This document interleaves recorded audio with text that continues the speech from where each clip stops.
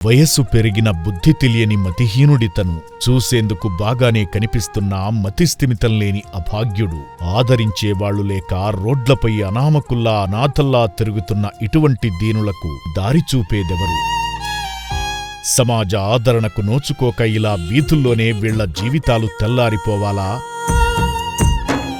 ఎవరూ పట్టించుకోని స్థితిలో రోడ్లపై తిరుగుతూ స్థానికులను ఇబ్బంది పెడుతున్న ఈ అభాగ్యుడిని మేర్పేట పోలీసులు గుర్తించి ఆశ్రమానికి చేర్చారు.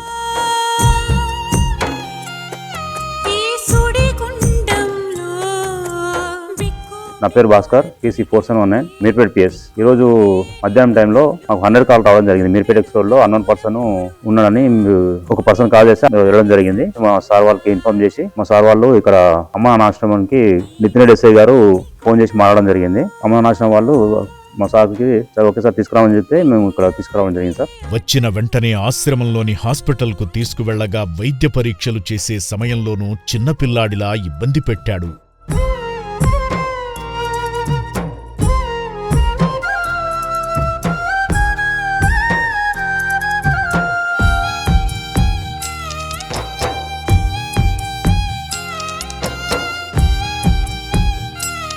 అనంతరం భోజనం పెట్టగా కడుపు నిండా తిన్నాడు.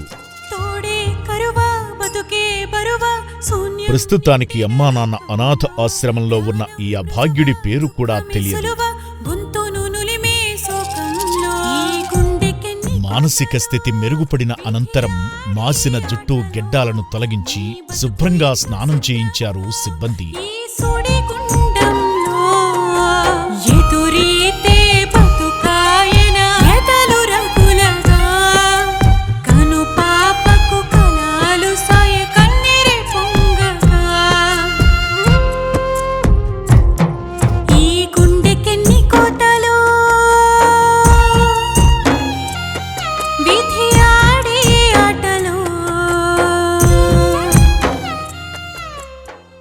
ఇలాంటి దాతలు వితరణ చేసిన బట్టలు ధరింపజేసి శివాలయ దర్శనానికి తీసుకువెళ్లగా స్వామికి నమస్కరించుకుని శివయ్య ఆశీస్సులు పొందారు.